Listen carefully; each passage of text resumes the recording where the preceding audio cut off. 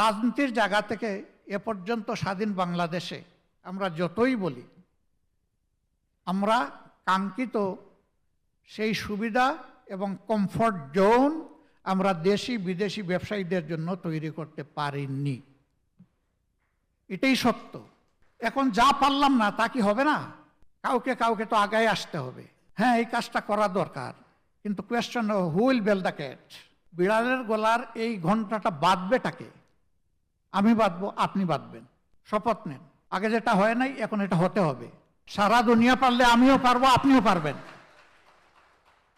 আমাদের মেধাগুলা দুনিয়ার বিভিন্ন জায়গায় গিয়ে ওয়ান্ডারফুল কন্ট্রিবিউশন রাখতেছে।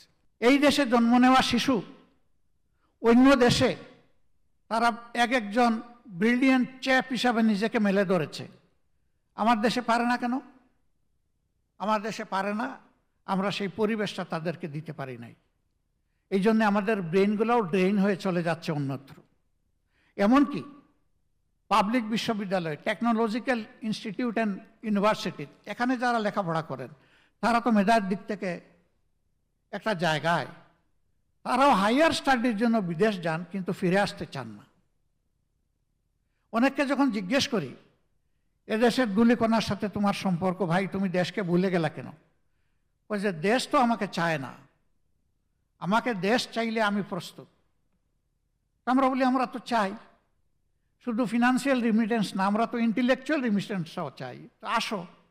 বলে হ্যাঁ, একটু সম্মানের জায়গা আমার জন্য তৈরি করে দেন।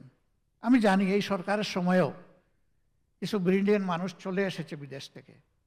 তারা কিন্তু টাকা উপার্জনের সুবিধা নেওয়ার জন্য আসেনি, দেশকে কিছু দেওয়ার জন্য এসেছে। আমরা যদি এই আস্থাটা আমাদের ডায়াসপোরা গোটা দুনিয়ায় যারা আছে, যারা বিভিন্ন ক্ষেত্রে স্কিল সার্ভিস দিয়ে যাচ্ছে, তাদের মনে তৈরি করতে পারি, তারা এই দেশে ফিরে আসবে এবং তারা এই দেশকে গড়ে তোলার ক্ষেত্রে আমাদেরকে ক্ষেত্র বিশেষে নেতৃত্বও দিতে পারবে ইনশাআল্লাহ। আমরা তাদেরকে ইনভাইট করে দেশে নিয়ে আসার পক্ষে। আমি অনেক শিল্পপতির সাথে মাঝে মাঝে বসি, জিজ্ঞেস করি ছেলে কয়জন, মেয়ে কয়জন। দেখা যায় 3 জন হলে 3 জনই বিদেশে, না হয় কমপক্ষে একজনকে অন্তত নিজের জানাজায় শরীক হওয়ার জন্য দেশে রেখেছেন। এরও পারলে বিদেশে পাঠিয়ে দিলে ভালো।